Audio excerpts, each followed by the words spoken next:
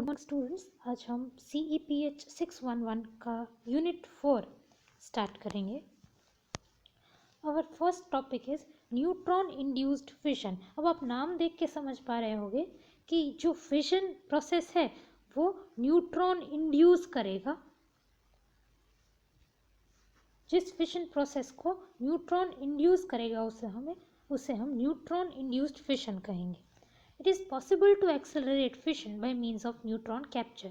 अगर कोई process neutron को कैप्चर कर लेना तो इट इज़ पॉसिबल कि फिशन एक्सेलरेट हो पाए, फिशन प्रोसेस एक्सेलरेट हो पाए। However, all heavy nuclei do not undergo fission when bombarded by slow thermal neutron. सारे हेवी न्यूक्लियाई का फिशन नहीं होता जब वो थर्मल न्यूट्रॉन को कैप्चर करते हैं। वो सम पर्टिकुलर हेवी न्यूक्लियाई में ही पॉसिबल होता है। Visacher's mass formula helps us to understand why uranium-235 will undergo fission if it captures neutron, whereas uranium-238 will not. तो हम Visacher's मास फॉर्मूला जो हमने यूनिट 3 में स्टडी किया था, that will help us to understand कि यूरेनियम 235 जो है वो जब न्यूट्रॉन को कैप्चर करता है देन आपको फिशन मिलता है, लेकिन यूरेनियम 238 वो जब न्यूट्रॉन को कैप्चर करता है तब हमें फिशन नहीं मिलता। ऐसा क्यों है? वो विसाचर्स का मास फॉर्मूला हमें अंडरस्टैंड करने में हेल्प करेगा। From B by A against A curve, we know that binding energy per nucleon in uranium region is 7 MeV. अब वो B by A versus A curve को आप देखिए और उसमें यूरेनियम रीजन मतलब वो 235 से 238 वाला रीजन देखिए। उस रीजन में आपको देखने को मिलेगा A इज इक्वल टू 235 वाले रीजन में, मतलब यूरेनियम वाला रीजन, कि आपका B by A मतलब बाइंडिंग एनर्जी पर न्यूक्लियन है 7 MeV, which is almost equal to the height of potential barrier opposing fission. तो अब यूरेनियम में आपको पता है फिशन को ओपोज करता अपना एक पोटेंशियल बैरियर होता है, पोटेंशियल बैरियर जो फिशन को ओपोज करता है। अब अगर हमारे पार्टिकल में हम यूरेनियम ऐड करें तो उसकी एनर्जी अगर इस पोटेंशियल बैरियर से ज़्यादा हो जाती है, माने 7 MeV से ज़्यादा हो जाती है, तो पार्टिकल्स पोटेंशियल बैरियर को क्रॉस करके बाहर आ पाएंगे और फिशन हो पाएगा, वरना नहीं हो पाएगा। विच मीन्स हमें देखना है कि ये जो हाइट ऑफ पोटेंशियल बैरियर है जो है 7 MeV, उससे ज़्यादा एनर्जी होनी चाहिए हमारे पार्टिकल्स के पास, तो ही फिशन हो पाएगा, तो ही पार्टिकल बाहर निकल पाएंगे पोटेंशियल बैरियर से। Now when a neutron is added to uranium 235 we get uranium 236, that is an even nuclide. The pairing term in the mass formula for uranium is about 0.6 MeV. अब जब आप uranium 235 में एक neutron add करते हैं तो वो क्या बन जाता है? यूरेनियम 236। और यूरेनियम 236 कैसा है? even न्यूक्लियाइड है। और आपने देखा कि even न्यूक्लियाइड में कुछ पेयरिंग टर्म बनती है, AP BP is equal to AP is into A raise to something, ऐसा कुछ फॉर्मूला है। तो हमने even न्यूक्लियाइड में देखा था कि पेयरिंग टर्म होती है, और पेयरिंग टर्म क्या है यूरेनियम के केस में? It's 0.6। Thus we see that thermal neutron capture in uranium 235 results in total energy release of 7.6 MeV। मतलब 7 MeV तो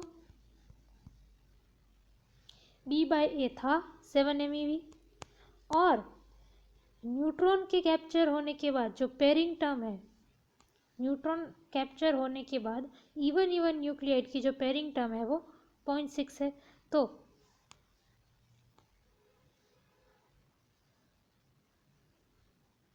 न्यूट्रॉन कैप्चर के बाद टोटल एनर्जी रिलीज कितनी होगी 7 + 0.6 दैट इज 7.6 MeV।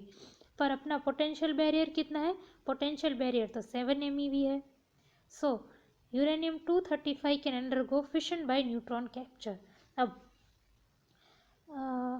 हमारा 235 से 236 बनने में एनर्जी कितनी रिलीज हो रही है 7.6 MeV, पर हमारा पोटेंशियल बैरियर कितना है 7 MeV, मतलब ये इसके पास ज़्यादा एनर्जी है, पोटेंशियल बैरियर से ज़्यादा एनर्जी है, तो पार्टिकल्स पोटेंशियल बैरियर को क्रॉस कर पाएंगे और फिशन होगा 235 से 236 वाला।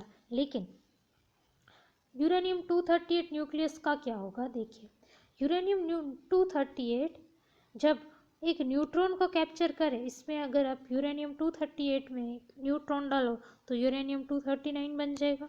अब यूरेनियम 239 जो है वो इवन ऑड न्यूक्लियाइड है, और आपने लास्ट यूनिट में देखा होगा कि इवन ऑड न्यूक्लियाइड की कोई पेयरिंग टर्म नहीं होती। अब पेयरिंग टर्म नहीं है तो ये जो एक्स्ट्रा 0.6 MeV मिला था उसको, जिसकी वजह से अपना यूरेनियम 235 to 236 की मतलब इसकी एनर्जी जो है वो ज़्यादा हो पा रही थी पोटेंशियल बैरियर से, वो एक्स्ट्रा 0.6 MeV तो मिल नहीं रहा।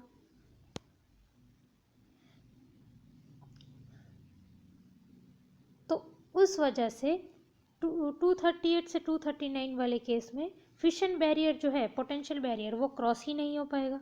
मतलब कि अगर पोटेंशियल बैरियर ही क्रॉस नहीं हुआ मतलब फिशन ही नहीं हुआ।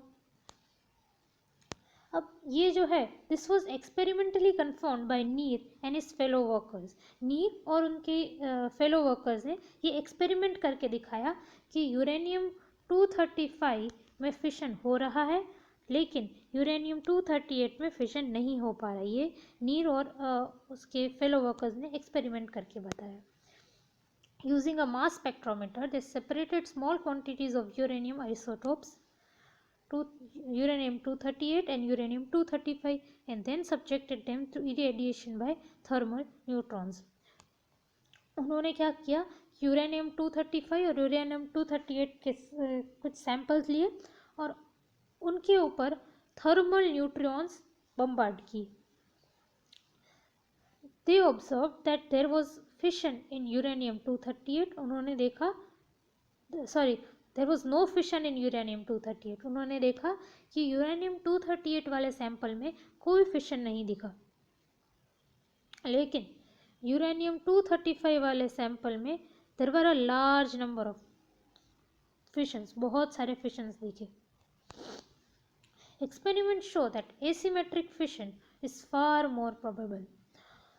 और उनके एक्सपेरिमेंट ने ये भी दिखाया कि asymmetric fission is far more probable. अब सिमेट्रिक फिशन क्या है, आपने लास्ट यूनिट में देखा था कि कोई भी एक आपकी मास है, कोई भी एक मटेरियल है ए और जेड, ए मास नंबर और जेड प्रोटॉन नंबर, जब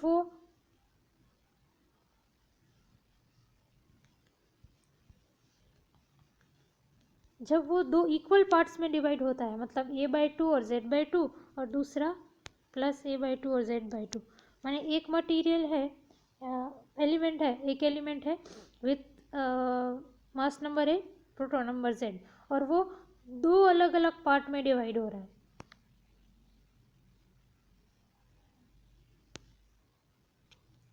और दोनों दो हाफ पार्ट में डिवाइड हो रहा है, मतलब एक a/2 z/2 का, दूसरा भी a/2 z/2 का, उसे हम एसिमेट्रिक फिशन कहेंगे।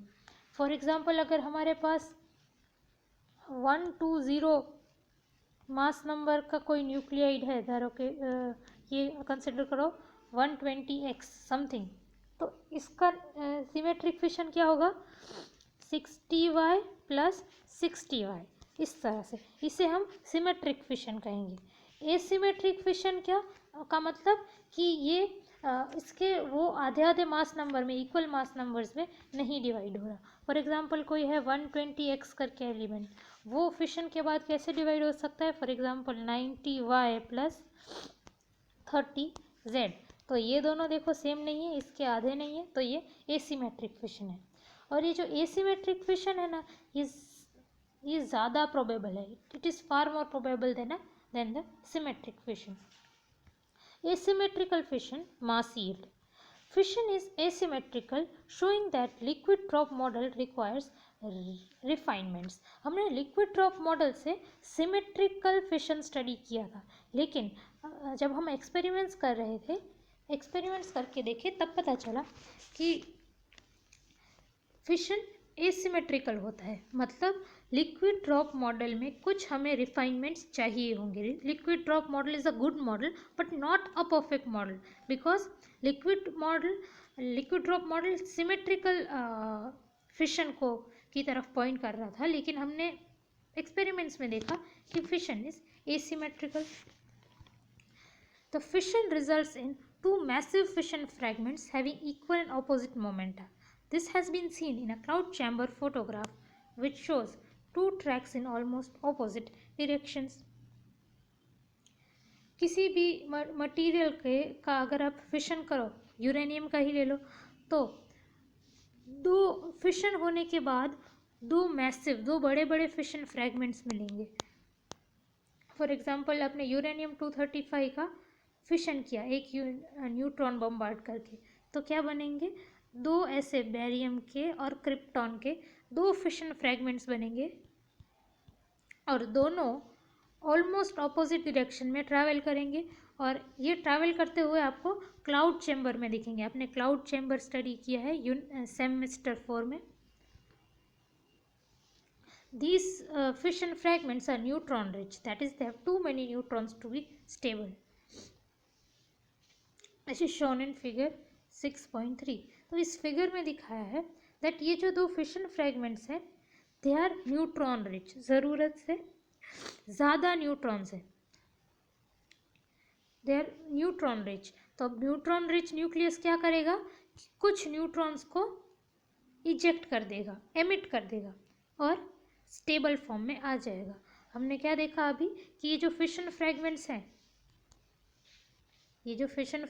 हैं दे आर न्यूट्रॉन रिच, और न्यूट्रॉन रिच है, काफ़ी ज़्यादा न्यूट्रॉन्स है, तो वो स्टेबल नहीं है। अब स्टेबिलिटी अचीव करने के लिए क्या करेंगे ये दोनों? ये कुछ न्यूट्रॉन्स को एमिट कर देंगे और स्टेबल हो जाएंगे। Each fragment emits 1 or 2 neutrons in a period less than 10 raised to minus 15 seconds. On an average, about 3 neutrons are emitted per fission of uranium. Per fission of uranium, एक uranium के एक fission पे average 3 neutron emit होते हैं। These neutrons are called prompt neutrons. अब इन्हें हम prompt neutrons कहेंगे, प्रॉम्प्ट न्यूट्रॉन्स। ये आपका एक रिएक्शन है, इसमें देखो आपको ये 3 प्रॉम्प्ट न्यूट्रॉन्स हैं। यूरेनियम 235 का फिशन करते हैं हम न्यूट्रॉन बम्बार्ड करके, तो बीच में एक कंपाउंड न्यूक्लियस बनता है यूरेनियम 236 का, जो ब्रेकअप होके 143 barium plus 90 krypton plus 3 prompt neutrons देता है। Stable isotope of barium is 138 Ba and krypton is 86 Kr। अब देखो हमारा कैसा बन रहा है 143 Ba, पर बेरियम स्टेबल कब होता है 138 Ba पर, मतलब हमारे पास एक्स्ट्रा न्यूट्रॉन्स हैं। तो उसी तरह से क्रिप्टॉन देखो, हमारा निकल कैसा रहा है 90 क्रिप्टॉन, लेकिन स्टेबल क्रिप्टॉन कैसा होता है, स्टेबल आइसोटोप क्रिप्टॉन का 86। तो यहाँ पे भी हमारे पास जो है वो एक्स्ट्रा न्यूट्रॉन्स हैं। सो दीज फिशन फ्रैगमेंट्स, ये जो दो फिशन फ्रैगमेंट्स हैं, must exhibit beta activity to get rid of this excess neutrons. तो अब इन्हें जो ज़्यादा एक्सेस न्यूट्रॉन्स है इनसे पीछा छुड़वाना पड़ेगा। तो क्या करेंगे ये फिशन फ्रैगमेंट्स? वो बीटा एक्टिविटी दिखाएंगे।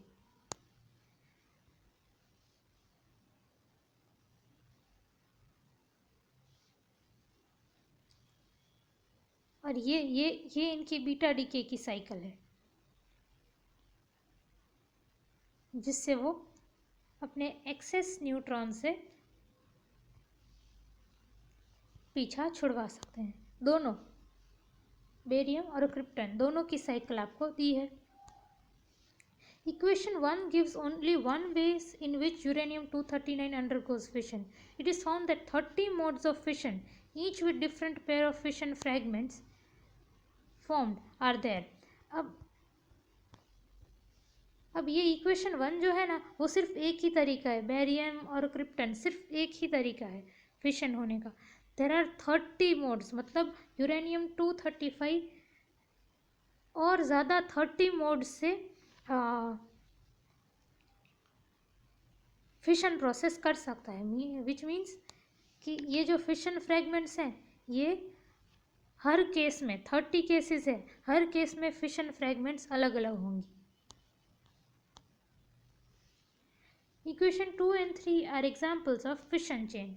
About 60 such chains are known experimentally.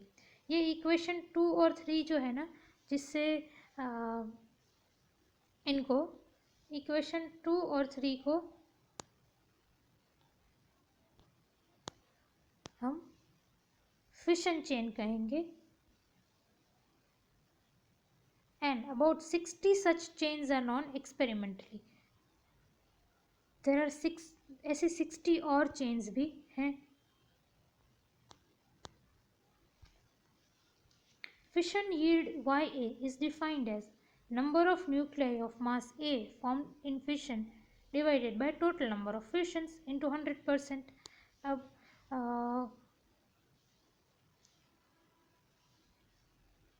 Number of nuclei formed of mass A formed in fission को हम Na कहेंगे और टोटल नंबर ऑफ फिशंस को N0 कहेंगे। तो YA is equal to Na N0 into 100%। अब yield with respect to yield, fission yield with respect to mass number A का formula दिया है। Fission the most probable values of fission fragments are at 90 at the peaks 95 and 139। अब देखो ये yield का peak कहाँ पे है, 95 एंड 139 पे, 95 एंड 139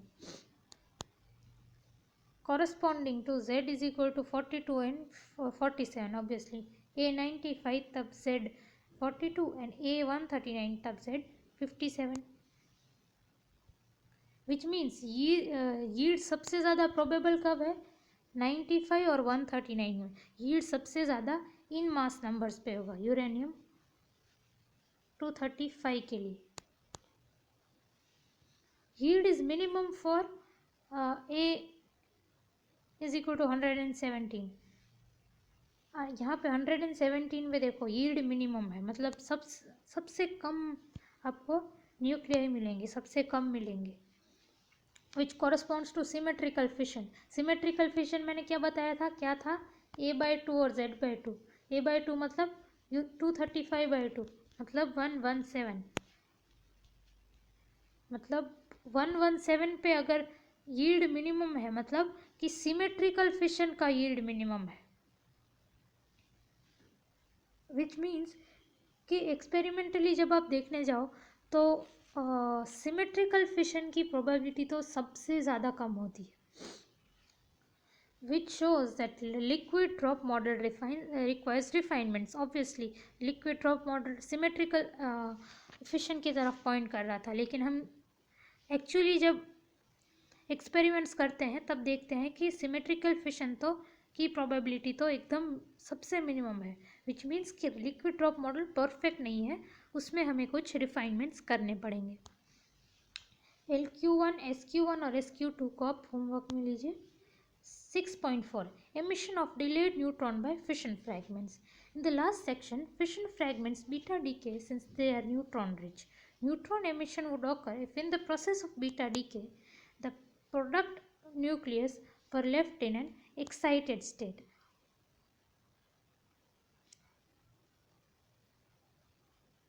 अब हमने 6.3 में देखा था that fission fragments जो हैं ये वाले, ये काफ़ी दे हैव एक्सेस न्यूट्रॉन्स, वो काफ़ी न्यूट्रॉन रिच है, तो उनको बीटा एक्टिविटी करनी पड़ेगी।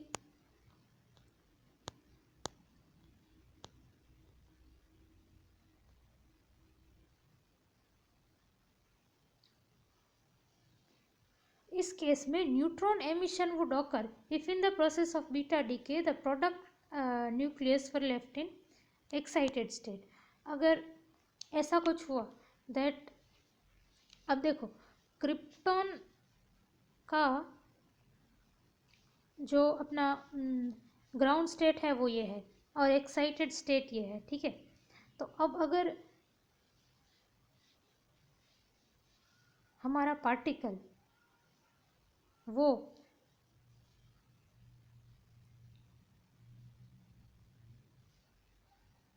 फिशन होने के बाद क्रिप्टॉन के एक्साइटेड स्टेट में रह जाता है तो क्या होगा, एक्साइटेड स्टेट से वापस नीचे आने के लिए वो कुछ एक न्यूट्रॉन एमिशन करेगा और नॉर्मल स्टेट में आ जाएगा। तो इस तरह से जो न्यूट्रॉन एमिट होते हैं ना, उन्हें हम डिलेड न्यूट्रॉन एमिशन कहते हैं। ओके, इस तरह से जो न्यूट्रॉन्स एमिट होते हैं उन्हें हम डिलेड न्यूट्रॉन्स कहते हैं और इस एमिशन को हम डिलेड न्यूट्रॉन एमिशन कहते हैं। 6.5 energy released in fission of uranium 235। Accurate measurements of fission fragments was made by Leachman in 1952. He measured the velocities of fission fragments from thermal neutron fission of uranium-235 by time of flight method. अब लीचमैन ने 1952 में एक experiment की जिसमें उन्होंने thermal neutron fission जो हो रहा था यूरेनियम-235, उसके बाद जो उसकी फिशन फ्रैगमेंट्स निकल के आ रही थी उसकी वेलोसिटीज़ को कैलकुलेट किया। ये सेटअप है। A fissionable material to uranium-235 is put on a thin nickel foil and placed at one end of the time of flight tube. अब ये जो है ना, इसे टाइम ऑफ फ्लाइट ट्यूब कहेंगे। ये लगभग 3.5 मीटर का एक ट्यूब है।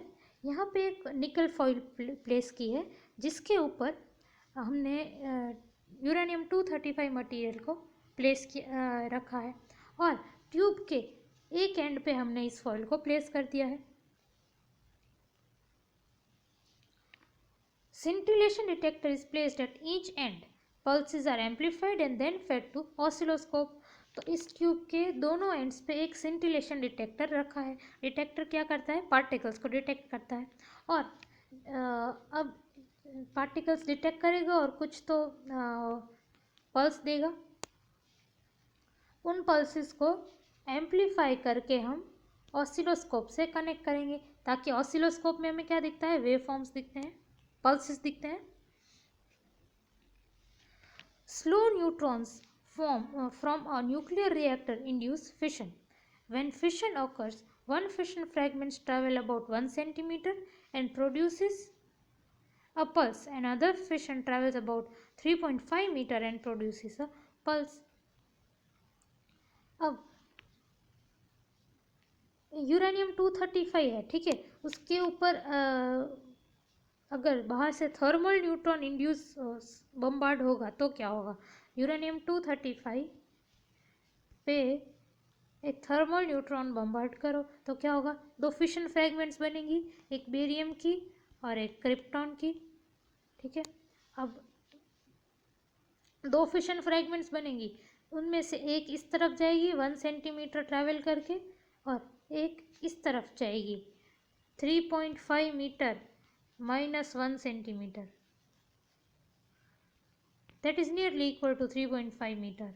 उतना ट्रैवल करके दूसरी फ्रैगमेंट इस तरफ जाएगी और ये वाली फ्रैगमेंट यहाँ पे डिटेक्ट होके एक पल्स बनाएगी और दूसरी वाली फ्रैगमेंट यहाँ पे डिटेक्ट होके एक पल्स बनाएगी और दोनों की दोनों पल्सेस आपको ऑसिलोस्कोप में दिखेंगी। The oscilloscope is used to determine the time interval between the pulses. अब इसकी पल्स दिखेगी ऑसिलोस्कोप पे और इसकी पल्स भी दिखेगी ऑसिलोस्कोप पे, लेकिन दोनों एक साथ नहीं दिखेंगी, दोनों के बीच कुछ टाइम डिफरेंस होगा और उस टाइम डिफरेंस को आप मेजर कर पाओगे ऑसिलोस्कोप से। और एक बार टाइम डिफरेंस मिल गया तो आपको वेलोसिटी भी मिल जाएगी। देखो, number of events versus velocity का एक ग्राफ है। अब फिशन के वक्त एनर्जी किस तरह से डिस्ट्रीब्यूट हो रही है वो देखते हैं। Kinetic energy of fission fragments, fission fragment की काइनेटिक एनर्जी अबाउट 166 MeV है। फिशन न्यूट्रॉन्स, फिशन के वक्त जो न्यूट्रॉन्स निकलते हैं उनकी काइनेटिक एनर्जी है 5 MeV। फिशन के वक्त अगर कुछ गामा रेज निकलती है उनकी एनर्जी है 7 MeV। फिशन फ्रैगमेंट जब डीके होता है तब जो बीटा पार्टिकल और न्यूट्रॉन्स और गामा रेज जो निकलती है फिशन फ्रैगमेंट के डीके के वक्त, फिशन के वक्त नहीं, फिशन फ्रैगमेंट जो है हमारा बेरियम और क्रिप्टन जो हमने देखा वो भी उसके डीके होने के वक्त जो भी गामा बीटा पार्टिकल या न्यूट्रॉन निकलते हैं उसकी एनर्जी होती है 21 MeV। तो टोटल एनर्जी पर फिशन क्या होगा, इन सब का सम मतलब 199 MeV। Fission of lighter nuclei.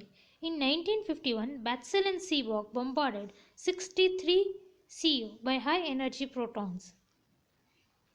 1951 में इन दोनों साइंटिस्ट ने क्या किया कि 63 Cu को हाई एनर्जी प्रोटॉन के साथ बम्बार्ड किया।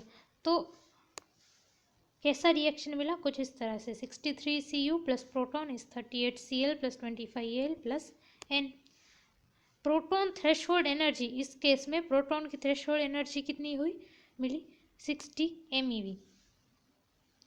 दूसरा प्रोडक्ट, अनदर प्रोडक्ट, एक तो प्रोडक्ट है 38 Cl और दूसरा प्रोडक्ट क्या निकला 63 Cu प्लस प्रोटॉन का 24 Na प्लस 39 K।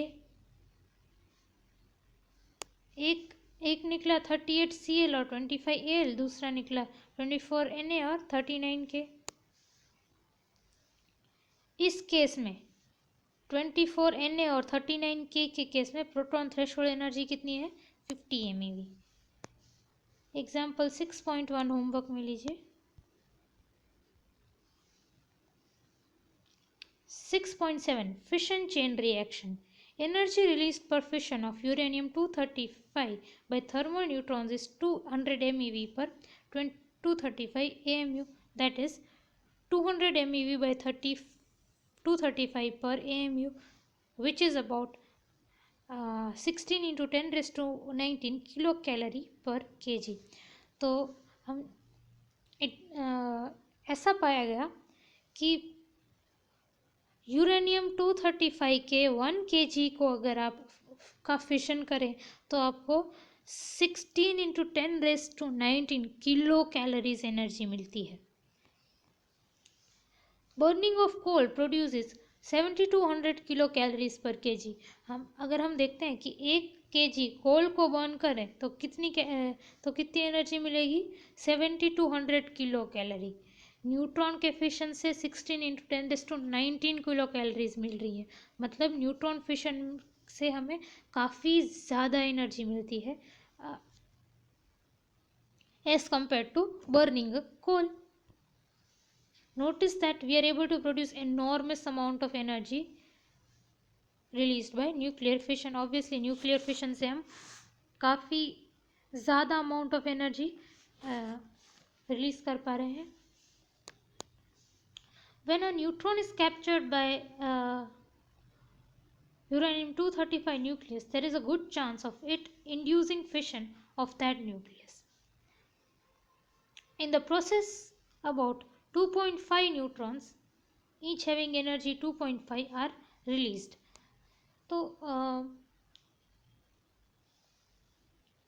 जब यूरेनियम 235 न्यूक्लियस न्यूट्रॉन को कैप्चर करता है ना तो it has a very good chance कि उस न्यूट्रॉन के कारण फिशन इंड्यूस हो। अब यूरेनियम 235 न्यूक्लियस अगर न्यूट्रॉन को कैप्चर करे तो इस प्रोसेस में 2.5 न्यूट्रॉन्स लगभग 2.5 न्यूट्रॉन्स दोनों की एनर्जी 2 MeV होनी चाहिए, ऐसे रिलीज होते हैं। देखो यहाँ पे फिशन न्यूट्रॉन्स की 5 MeV एनर्जी है, तो 2.5 प्लस 2.5 इस तरह के लगभग 2 न्यूट्रॉन्स एमिट होते हैं।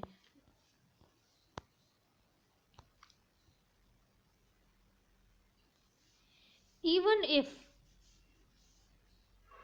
if one of them slows down and attains thermal energy, it can induce further fission.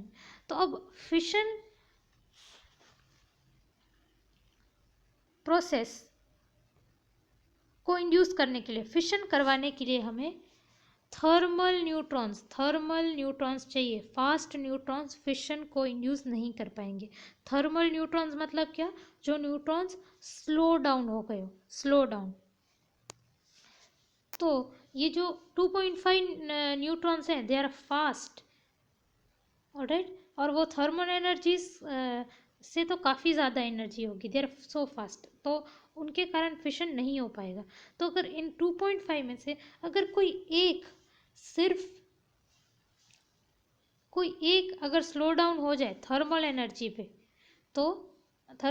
पे आ जाए, तो वो न्यूट्रॉन जो है वो फिशन को कंटिन्यू कर सकता है, and the game can continue. A chain reaction which is just able to sustain itself occurs if, for each neutron, on an average, one successor is produced. तो ये चेन चलती रहेगी. एक यूरेनियम 235 न्यूक्लियस से हमें एनर्जी मिली, और for example एक neutron मिला, और उसने जाके दूसरे यूरेनियम 235 न्यूक्लियस का फिशन किया, फिर उससे हमें एनर्जी मिली, और एक न्यूट्रॉन मिला, उसने जाके तीसरे एटम यूरेनियम 235 का फिशन किया, और इस तरह से चलता रहेगा, चेन चलती रहेगी. The achievement of chain reaction with uranium depends on favourable balance among the following 4 processes. अब जो न्यूट्रॉन्स हैं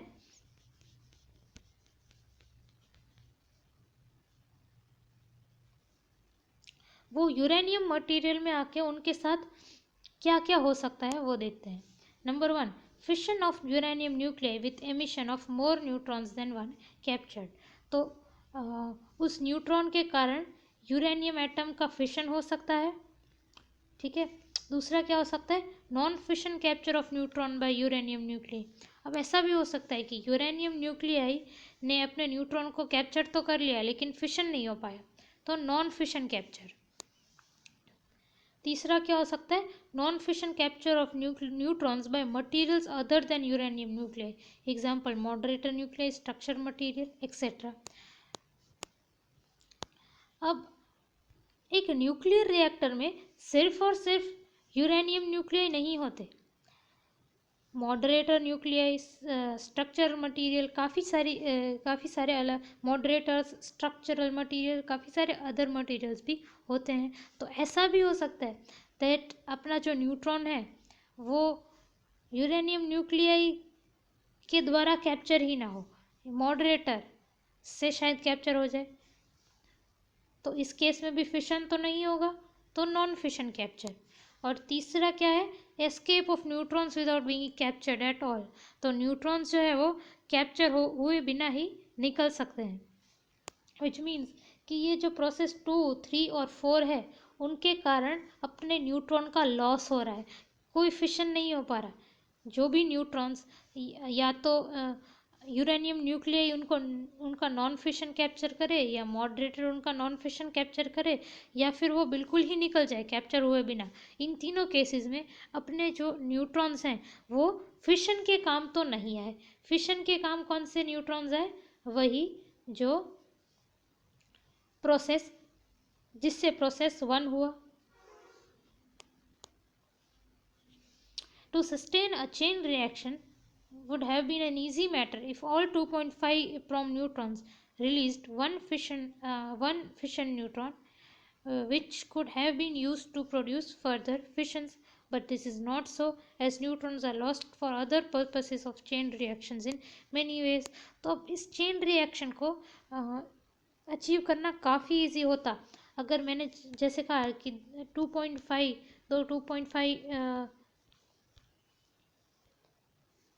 2 MeV के 2.5 न्यूट्रॉन्स बन रहे हैं.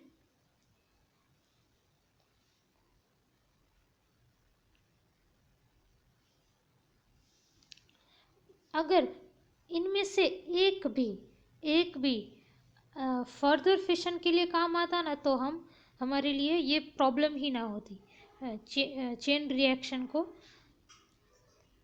अचीव करना। लेकिन हो क्या रहा है कि ये तीनों प्रोसेस के, ऐसा नहीं है कि सारे के सारे जो 2.5 न्यूट्रॉन्स हैं वो सारे के सारे फिशन, उन सब न्यूट्रॉन्स की वजह से फिशन हो रहा है यूरेनियम न्यूक्लियाई का। उन फिशन के अलावा भी काफ़ी प्रोसेसेस हैं जिनमें हमारा न्यूट्रॉन एकदम लॉस्ट हो सकता है without doing fission.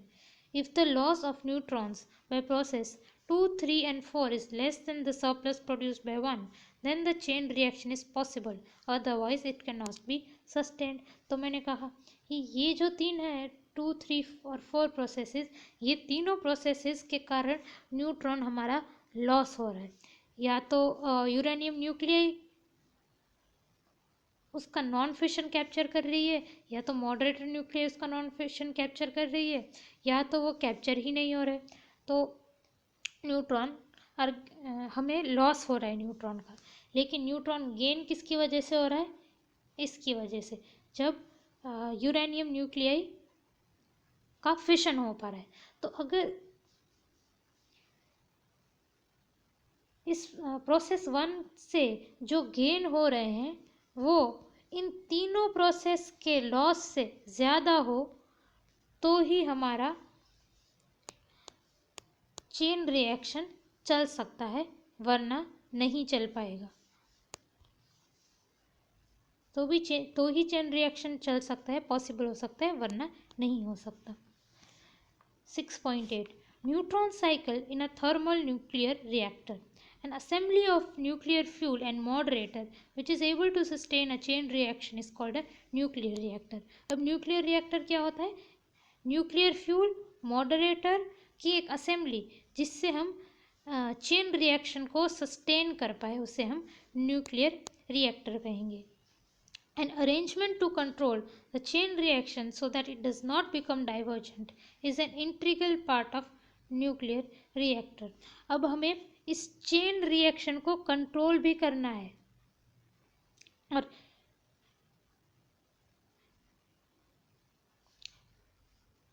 और कंट्रोल करने के लिए हम न्यूक्लियर रिएक्टर यूज करेंगे।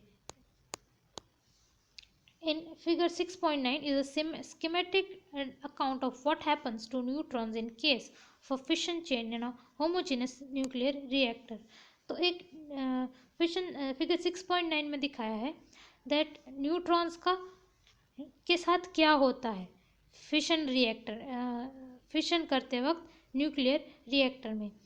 अब मैंने होमोजेनस वर्ड यूज़ किया है। होमोजेनस न्यूक्लियर रिएक्टर क्या होता है ये हम देखेंगे। एक न्यूट्रॉन फॉर एग्जांपल आया, absorption of 1 thermal neutron by uranium. अब क्या हो सकता है? या तो वो यूरेनियम 235 का फिशन कर सकता है, या तो वो यूरेनियम 236 बना सकता है बाय यूरेनियम 239 बाय कैप्चर। या तो वो यूरेनियम 236 या यूरेनियम 239 बना सकता है बाय कैप्चरिंग द न्यूट्रॉन, या तो वो न्यूट्रॉन फिशन को यूरेनियम 235 का फिशन करवा सकता है। अब यूरेनियम 235 के फिशन के वक्त for example new fast neutrons produce हुए। यूरेनियम 235 के फिशन करते वक्त फॉर एग्जांपल न्यू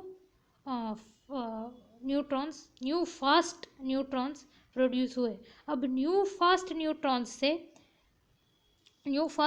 से कुछ और ज़्यादा फिशन हुए, यूरेनियम 235 के और ज़्यादा फिशंस हुए, तो फिशन बाय फास्ट न्यूट्रॉन्स। अब फास्ट न्यूट्रॉन्स के द्वारा फिशन से क्या होगा? न्यू एप्सिलॉन न्यूट्रॉन्स प्रोड्यूस होंगे। Nu epsilon neutrons produce by all fissions. सारे फिशंस से हमारे पास nu epsilon the neutrons produce हुए। अब न्यू एप्सिलॉन में से एलएफ पोर्शन शायद एस्केप हो जाए, मतलब कि न्यू एप्सिलॉन एलएफ उनमें से शायद एस्केप हो जाए और new epsilon 1 minus L F fast neutrons बच जाए। अब ये जो new epsilon 1 minus L F fast neutrons हैं वो मॉडरेटर से पास करेंगे, और मॉडरेटर में क्या होगा उनके साथ वो देखो। मॉडरेटर में इतने न्यूट्रॉन्स थे, उसमें से 1 माइनस पी जितने न्यूट्रॉन्स में भी एब्जॉर्ब हो जाएंगे यूरेनियम 238 से टू बिकेम यूरेनियम 239। अब इसे हम रेजोनेंस रिएक्शन कहेंगे। और बाकी के बचे 1 माइनस पी का रेजोनेंस रिएक्शन हो गया, रेजोनेंस एब्जॉर्प्शन हो गया, तो बाकी के पी का क्या होगा, बाकी के पी थर्मल न्यूट्रॉन्स बचेंगे। मॉडरेटर का काम क्या होता है? मॉडरेटर का काम होता है फास्ट न्यूट्रॉन्स को स्लो डाउन करना, ताकि हमें थर्मल न्यूट्रॉन मिले। पर इस बीच क्या होता है, 1 माइनस पी न्यूट्रॉन का रेजोनेंस एब्जॉर्प्शन हो जाता है, तो बाकी 1 माइनस पी का रेजोनेंस एब्जॉर्प्शन हो जाता है, तो बाकी जो पी बचे वो थर्मल न्यूट्रॉन्स हमें अभी भी अवेलेबल हैं।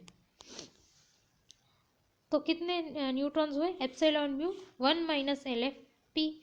अब इसमें से एल टी पोर्शन, मतलब new epsilon 1 minus L F P into L T, वो एस्केप कर देंगे, सिस्टम से ही एस्केप हो जाएंगे। तो एल टी पोर्शन अगर एस्केप हुआ तो 1 माइनस एल टी पोर्शन बचेगा। तो nu epsilon 1 minus L F P 1 minus L T thermal neutrons system में बचेंगे। अब हो सकता है कि उसमें से जो बचे थर्मल न्यूट्रॉन्स है उसमें से 1 माइनस एफ आर एब्सॉर्ब्ड इन मॉडरेटर स्ट्रक्चर मटेरियल्स एक्सेट्रा। अब मैंने बताया था कि यूरेनियम का जो मॉडरेटर है उसका जो न्यूक्लियर रिएक्टर में जो मॉडरेटर्स होते हैं, जो स्ट्रक्चरल मटेरियल्स होते हैं, वो भी कुछ थर्मल न्यूट्रॉन्स को एब्सॉर्ब कर लेंगे। तो फॉर एग्जांपल इसमें से 1 माइनस एफ पोर्शन, इनमें से 1 माइनस एफ पोर्शन अपना मॉडरेटर या स्ट्रक्चरल मटेरियल एब्सॉर्ब कर लेता है, तो बचेगा कितना? 1 माइनस एफ एब्सॉर्ब हो गए तो बचेंगे कितने? एफ।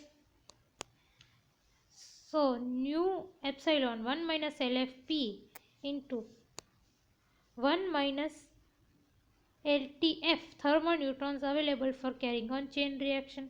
तो अब बचे कितने अवेलेबल हैं? इतने। अब्जॉर्प्शन इन यूरेनियम न्यूक्लियाई। अब इतने जो बचे हैं ना, वो उसको यूरेनियम 235 एब्जॉर्ब करेगा, ठीक है। तो एब्जॉर्ब करने के बाद सबके कारण फिशन तो होगा नहीं, कुछ तो ऐसे ही नॉन फिशन कैप्चर भी हो सकता है। तो कंसिडर करो कि उनमें से 1 माइनस जी पोर्शन जो है ना, they are absorbed in uranium without fission, मतलब नॉन फिशन कैप्चर होगा। अगर 1 माइनस जी पोर्शन जो है उसका नॉन फिशन कैप्चर हो रहा है, तो सिर्फ जो जी पोर्शन है वो फिशन कॉज करेंगे, विच मीन्स कि इसके साथ जी मल्टीप्लाई किया, तो nu epsilon 1 minus L F P 1 minus L T F G slow neutron cause fission of uranium 235 nucleus. G क्या है? जी को हमने इस तरह से लिखा है, sigma F you by sigma A you. Sigma F क्या है? Fission cross section of uranium 235, और सिग्मा ए यू क्या है? Absorption cross section of uranium 235। An homogeneous nuclear reactor is one in which the fuel is homogeneously mixed with the moderating material used to slow down the thermal energies. अब homogeneous nuclear reactor क्या है? homogeneous nuclear reactor ऐसा nuclear reactor होता है जिसमें moderating material और जो fuel दोनों होमोजेनियसली मिक्स्ड होते हैं। Example, the fuel may be, for example, a mixture of uranium 235 and uranium 238, and the moderator, for example, be heavy water D2O or graphite. तो फ्यूल में भी जो यूरेनियम 235 है और मॉडरेटर जो भी हो, हैवी वाटर D2 हो, ग्रेफाइट, अगर ये दोनों होमोजेनसली मिक्स्ड है तो होमोजेनस न्यूक्लियर रिएक्टर कहेंगे उसे हम। अब एप्साइलॉन जो है, हमने चार्ट में कुछ एप्साइलॉन P F इस तरह से अलग अलग सिंबल्स देखे, इनका मतलब क्या है, इनका नाम क्या है। Epsilon is called the fast fission factor, P is called the resonance escape probability, F is called the thermal utilization factor. Let us define factor K such that K is equal to number of second generation fissions in uranium 235 per fission of uranium 235 by first generation neutrons, that is number of neutrons in n plus 1th generation divided by number of neutrons in nth generation. तो K क्या है, K को हम reproduction factor या फिर multiplication factor कहेंगे। n plus 1th generation में कितने न्यूट्रॉन्स हैं डिवाइडेड बाय nth जनरेशन में कितने न्यूट्रॉन्स हैं। मतलब फॉर एग्जांपल थर्ड जनरेशन में कितने न्यूट्रॉन्स हैं डिवाइडेड बाय सेकेंड जनरेशन में कितने न्यूट्रॉन्स हैं, उसके रेशियो को हम K बोलेंगे। K की वैल्यू आपको दी है new epsilon 1 minus LF P 1 minus LT F G, ये G है। आपने जो चार्ट देखा उसमें सबसे लास्ट में ये जो वैल्यू है ये अपनी K की वैल्यू है, K की value. Now new sigma FU by sigma AU is called eta, that is the number of fast fission neutrons produced per thermal neutron absorbed in uranium to produce fission। तो new into sigma FU by sigma AU को हम ईटा कहेंगे और इस equation में हमने ईटा substitute कर दिया। It can be seen that if K is equal to 1, corresponding chain reaction is operating in a steady state. The size of assembly for K is equal to 1 is called critical size. अगर K is equal to 1 है ना तो chain reaction steady state में operate करेगी और जब K is equal to 1 हो तब असेंबली के साइज को हम क्रिटिकल साइज कहेंगे। जब K लेस देन 1 हो तब चेन रिएक्शन पॉसिबल ही नहीं है और उस वक्त असेंबली के साइज को हम सब क्रिटिकल साइज कहेंगे। जब K मोर देन 1 हो तब number of neutrons in given generation is more than that of the previous generation. मतलब मैंने एग्जांपल दिया जैसे कि थर्ड जनरेशन और सेकेंड जनरेशन के नंबर का रेशियो है, तो अगर K मोर देन 1 है तो थर्ड जनरेशन में सेकेंड जनरेशन से ज़्यादा न्यूट्रॉन्स होंगे। Fission increases from cycle to cycle, मतलब हर एक साइकिल में फिशंस और भी ज़्यादा बढ़ते जाएंगे। And we get a divergent chain reaction, this is called super critical size. जब ऐसी डाइवर्जेंट चेन रिएक्शंस हो, जब K मोर देन 1 हो, तब साइज ऑफ असेंबली को हम सुपर क्रिटिकल साइज कहेंगे। Consider multiplication factor K for an infinitely large assembly as there is no leakage of neutrons। अब आप सोचो कि एक इनफाइनाइटली लार्ज असेंबली है, size of assembly is infinity. जब साइज ऑफ असेंबली बहुत बड़ी है, टेंस टू इन्फिनिटी है, तब कोई लीकेज तो हो नहीं पाएगा न्यूट्रॉन्स का। अब न्यूट्रॉन्स के लीकेज के लिए कौन सा टर्म है, LF और LT। देखो LF पोर्शन यहाँ से एस्केप हो रहा है तो ये यहाँ पे लीकेज हो रहा है और यहाँ पे भी LT पोर्शन सिस्टम को एस्केप कर रहा है, मतलब यहाँ पे लीकेज हो रहा है। तो अगर अपनी असेंबली इनफाइनाइटली लार्ज है तो ये एस्केप नहीं कर पाएगा, न्यूट्रॉन एस्केप नहीं कर पाएगा क्योंकि असेंबली ही इतनी बड़ी है, इट्स इनफाइनाइट इन साइज, तो बहुत बड़ी है, तो एस्केप नहीं कर पाएगा। एस्केप नहीं कर पाएगा तो LF और LT जो है, हमने इस केस में हम उन्हें ज़ीरो लेंगे। इसमें LF और LT की वैल्यू ज़ीरो डालोगे तो अपना K कैसा बनेगा, के को हम के इन्फिनिटी कहेंगे क्योंकि वे फाइंडिंग के फॉर इनफाइनाइटली लार्ज असेंबली, तो के को के इन्फिनिटी कहेंगे और उसमें एल और टी को एल एफ और एल टी को ज़ीरो डाल देंगे तो आपका इक्वेशन के इन्फिनिटी का ऐसा आ जाएगा. The above equation, this equation is called 4 factor formula. Now अब ईटा एप्सिलॉन पी एफ की जगह पे के इन्फिनिटी डाल दो ये वाले इक्वेशन में. ईटा एप्सिलॉन पी एफ की जगह के इन्फिनिटी डालो तो आपकी इक्वेशन एफ सी आ जाएगी. नाउ ये 4 फैक्टर फॉर्मूला के सब पे ध्यान दो. ईटा एप्सिलॉन पी और F. Eta depends on nuclear properties of fuel, epsilon depends on nuclear properties of fuel as well as shape and size. Eta fuel के nuclear properties पे depend करता है, एप्सिलॉन फ्यूल के nuclear properties पे तो depend करता ही है लेकिन उसके शेप और साइज पे भी डिपेंड करता है.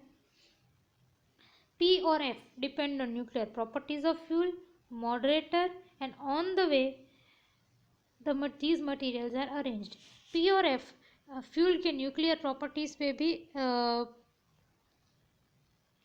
डिपेंड करता है, मॉडरेटर पे भी डिपेंड करता है और फ्यूल और मॉडरेटर किस तरह से अरेंज्ड हैं उस पर भी डिपेंड करता है.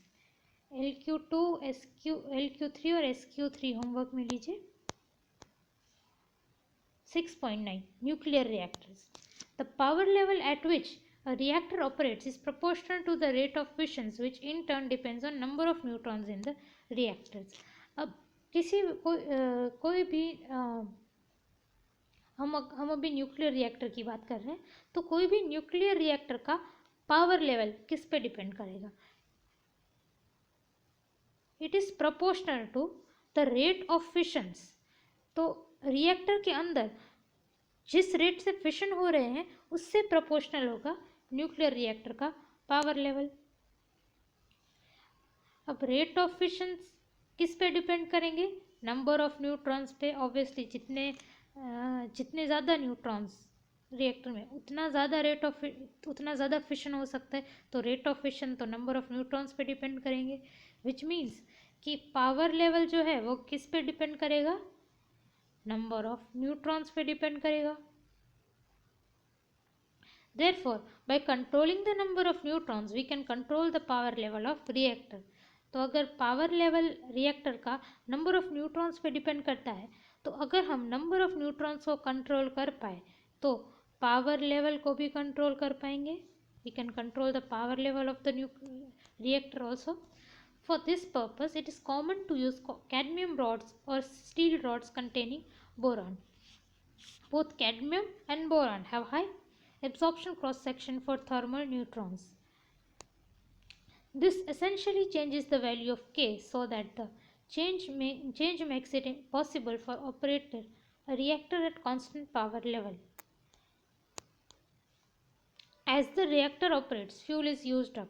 To keep power level constant, the control rods are moved out of the reactor core containing the fissionable material at a suitable rate.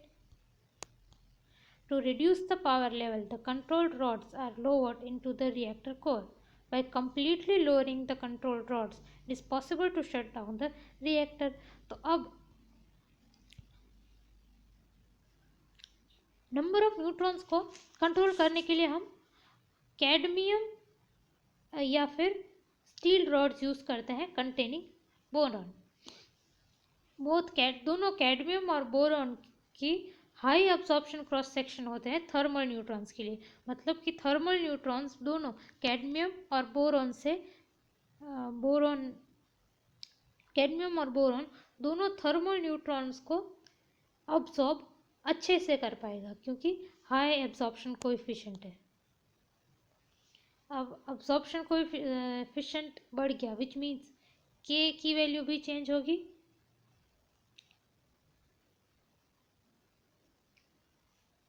के की वैल्यू चेंज हुई मतलब नंबर ऑफ न्यूट्रॉन्स जो हमें मिल रहे हैं at the end of one cycle वो भी कंट्रोल हो पाएगा, चेंज हो पाएगा.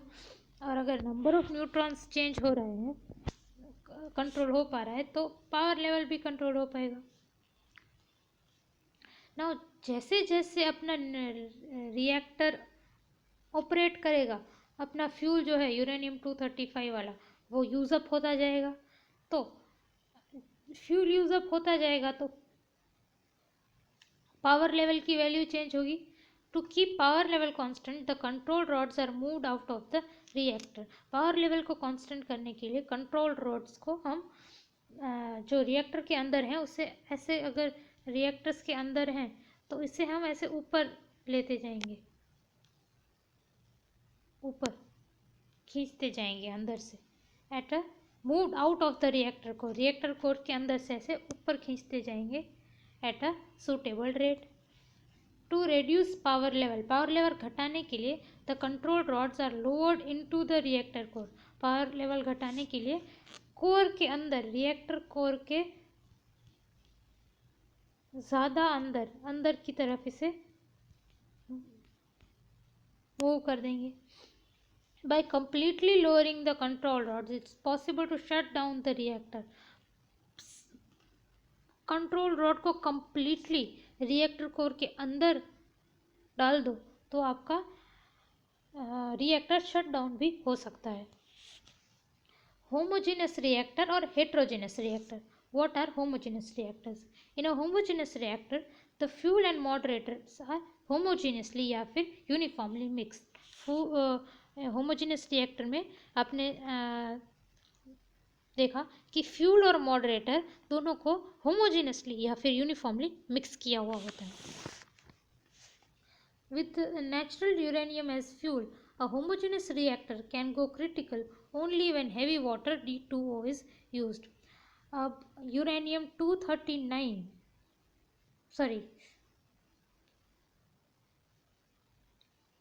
जो नेचुरल यूरेनियम है 235 का, उसको अगर हम एज अ फ्यूल यूज़ करें ना तो हमें as a moderator heavy water यानी कि D2O को यूज़ करना ही पड़ेगा, वरना अपना जो रिएक्टर है वो क्रिटिकल नहीं हो पाएगा चेन रिएक्शन कैरी फॉरवर्ड करने के लिए। For fuel enriched with uranium 235 ordinary water can be used as moderator. अगर हमारा यूरेनियम 230 अगर हमारा फ्यूल है, अगर उससे हम यूरेनियम 235 से एनरिच कर दें तो हमें हैवी वाटर की ज़रूरत नहीं है। Ordinary water can be used as moderator. Now heterogeneous reactor. To produce enriched uranium is very expensive. So is the production of heavy water. अब होमोजेनस रिएक्टर में अब देखो, आपको अगर नेचुरल यूरेनियम जो आपको नेचर में से मिलता है, अगर उसे एज अ फ्यूल यूज़ करना है तो आपको हैवी वाटर यूज़ करना पड़ेगा। हैवी वाटर को प्रोड्यूस करना काफ़ी एक्सपेंसिव है। तो अगर आप हैवी वाटर की जगह पे नॉर्मल ऑर्डिनरी वाटर यूज़ करना चाहते हो तो आपको फ्यूल को एनरिच करना पड़ेगा। फ्यूल को एनरिच करना भी काफ़ी एक्सपेंसिव है।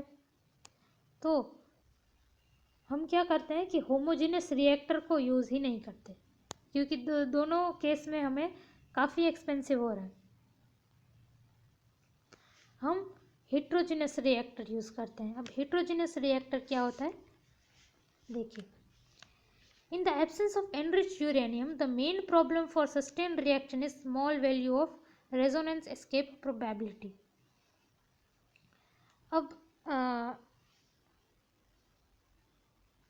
enriched uranium, अगर इस केस में enriched uranium ना हो तो मेन प्रॉब्लम क्या हो रही है हमारे केस में? It's the small value of resonance escape probability. ये प्रॉब्लम है। तो इस प्रॉब्लम को सॉल्व कैसे किया? Fermi and Szilard propose the use of lumps of uranium embedded in moderator. तो इन दोनों ने प्रपोज किया कि हम फ्यूल और मॉडरेटर को होमोजेनसली मिक्स करते हैं, उसकी जगह पे हम क्या करें कि फ्यूल के लम्प्स, फ्यूल के छोटे छोटे लम्प्स जो हैं वो मॉडरेटर में डाल दें। We have seen that resonance absorption occurs when neutrons during the course of slowing down process reaches energy that corresponds to levels of uranium 239. Resonance absorption कब होता है? रेजोनेंस एब्जॉर्प्शन तब होता है जब स्लो डाउन करते वक्त हमारे न्यूट्रॉन्स इस एनर्जी पे, इस कंपाउंड न्यूक्लियस की एनर्जी पे पहुंच जाए, तब होता है resonance absorption. In a homogeneous assembly, the fuel and moderator, each uranium nucleus has the same chance of capturing the neutrons. अब homogeneous assembly है मतलब fuel and moderator दोनों यूनिफॉर्मली मिक्सड है. तो uranium nucleus, the fuel and the fuel and moderator, each uranium nucleus has same chance of capturing neutrons. तो सारे हर uranium nucleus का न्यूट्रॉन कैप्चर करने की प्रोबेबिलिटी, ये चांस सेम होगा.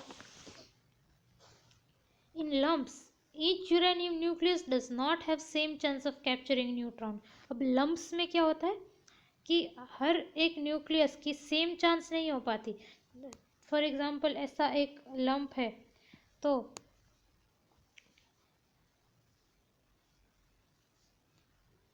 लंप के सरफेस पे कुछ न्यूक्लियस होंगे और अंदर कुछ होंगे.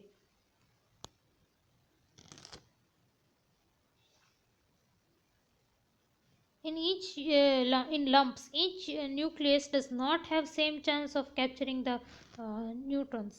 लम्प्स में ऐसा नहीं होता कि सारे यूरेनियम न्यूक्लियस का सेम चांस हो न्यूट्रॉन कैप्चर करने का. The neutrons with energy corresponding to the resonant energy levels of uranium 239 are mostly absorbed on the surface only.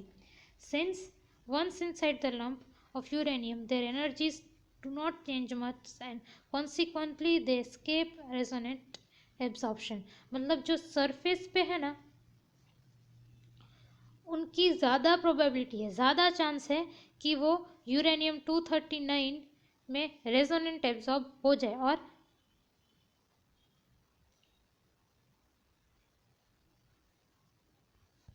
हम उन्हें मिस कर दें. बट जो अंदर के, जो लंप्स के अंदर के न्यूट्रॉन्स है ना, वो दे में एस्केप रेजोनेंट एब्जॉर्प्शन बिकॉज वो अंदर की तरफ है. And inside, once inside the lump there energies do not change much.